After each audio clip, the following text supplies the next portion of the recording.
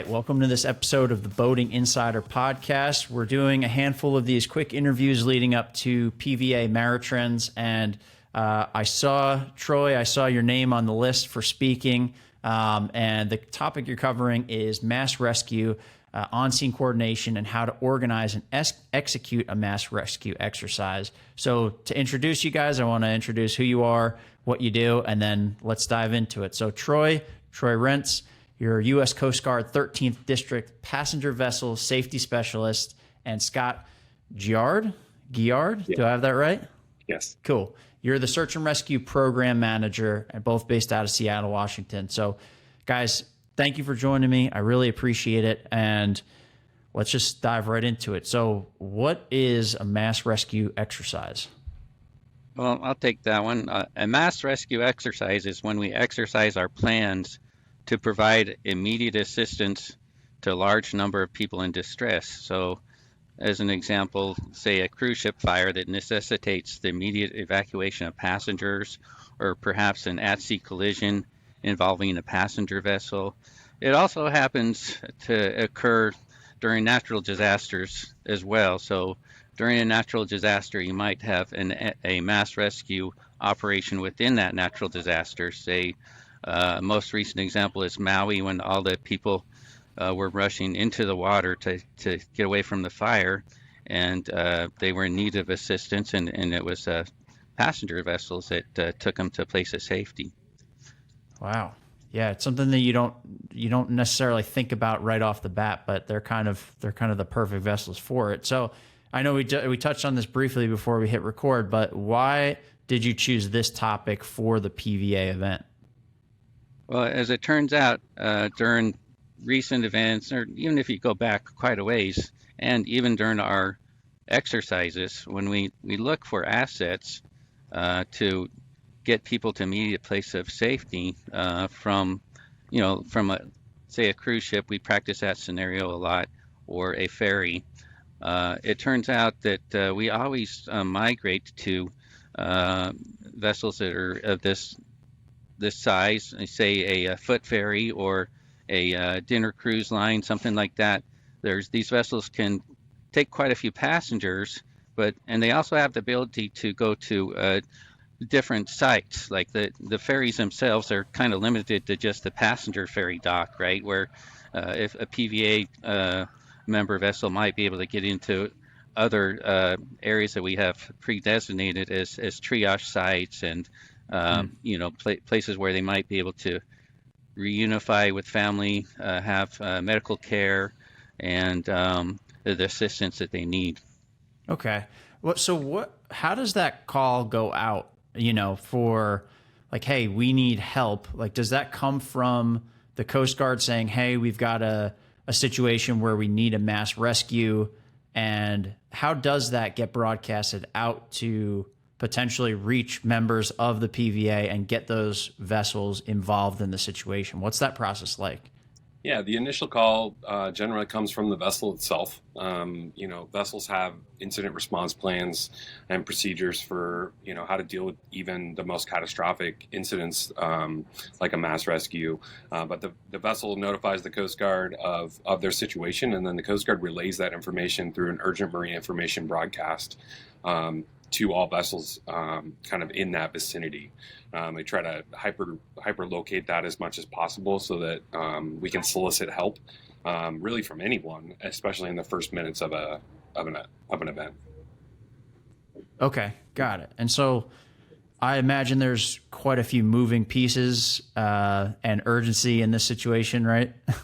Yeah, they're very dynamic situations. It's important to let the vessel try to, assist itself. They exercise, very catastrophic incidents themselves, but there's often a need for them to have assistance from others, whether it's recreational or industry vessels.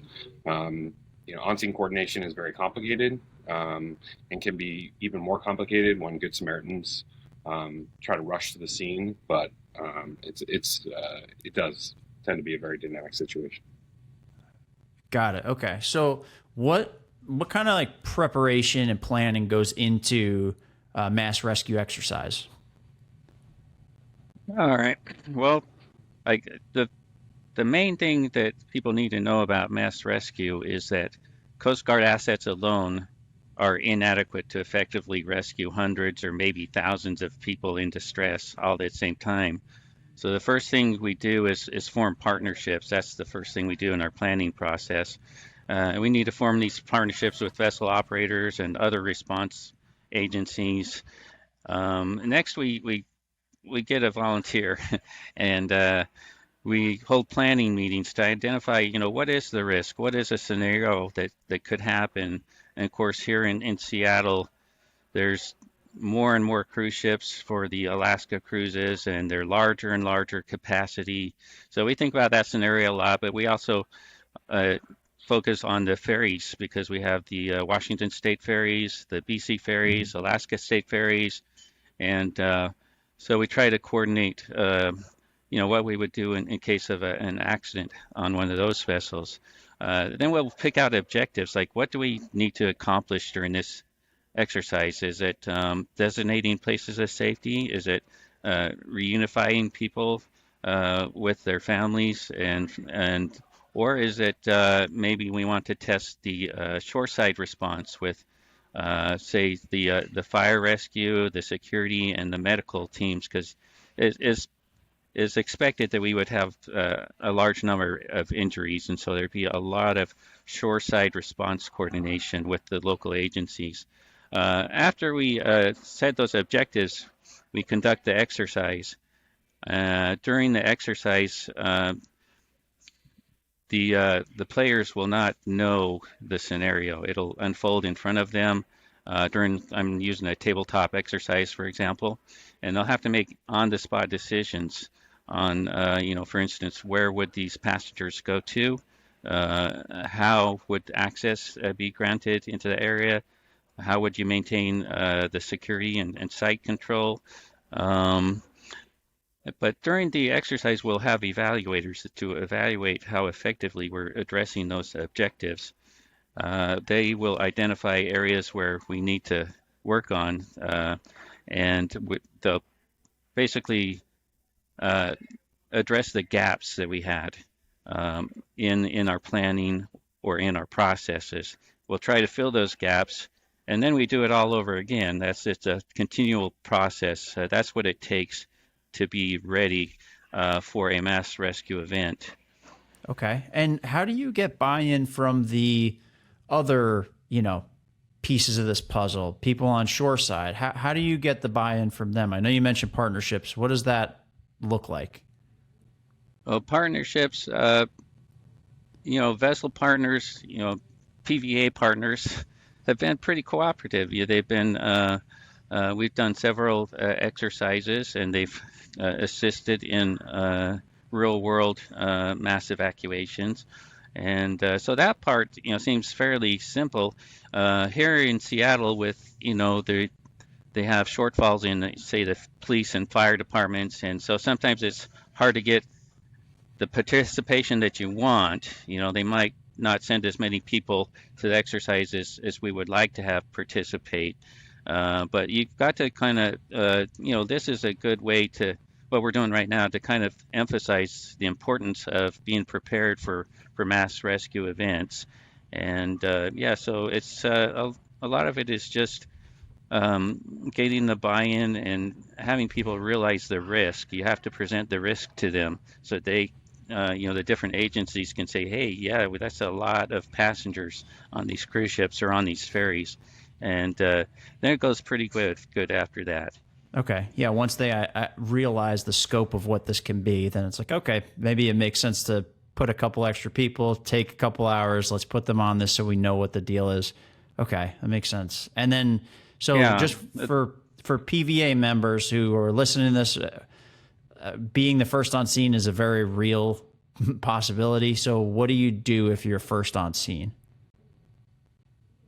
Yeah, so it's important to remember that the first minutes and maybe up to an hour is going to be very chaotic and dynamic. But if you get the call that there is a need for assistance, especially when you're in the vicinity or see that people may be in the water, may need assistance getting into life rafts and things like that, is to assess the risk on your own vessel and passengers, and then to see if you can assist to assist, and then quickly check in with the vessel and the Coast Guard to find out who the on-scene coordinator is and what assistance is most and best necessary, and to let them know that you're able to respond and that you are in the vicinity of the incident itself. Okay, got it. Well, and so during this presentation, are you guys planning on diving into some more details on that and like what people should do step by step? Yeah, we'll go into a little bit more detail. We have an incident response plan called the Seattle Search and Rescue Plan, and it goes into kind of how the Coast Guard responds, but it also outlines, how the first hour really goes down and what it takes to affect a mass rescue to keep people's lives safe. Okay, awesome. Well, guys, thank you for joining me. I really appreciate it. And just so everybody knows, you guys will be doing this presentation on Sunday, the 28th at 1 p.m. If you want to know the exact room or location, go to the PVA site. You can find it there. But guys, before we wrap up, is there anything else that you want to touch on? I would just mention, not to scare anyone away, but a full-scale exercise, that's a lot of resources, a lot of money and stuff. So we usually don't do too many of those. We usually find that a tabletop can accomplish what we're looking to do and identify any gaps in the plan. So like any passenger vessel association member that's out there thinking about maybe want to participate in a mass rescue exercise, we'd probably start out with something educational workshop and work our way into a tabletop, and then determine, hey, did we accomplish what we needed to accomplish during the tabletop? Usually the answer is yes, but every once in a while we do conduct full-scale exercises, and we can exercise some of those areas of the plan that we haven't been able to for a while. Okay, so you don't have to always spend a ton of money, a ton of resources and everything. You can start with the tabletop, work your way into it, and then if you want to continue that, you can expand on it and further invest in it. That's correct. Okay, nice. Scott, anything before we wrap up? No, I appreciate the time. Awesome. All right, guys. Thank you for joining me. I really appreciate it. I'll see you at the show. All right. Thanks for having us.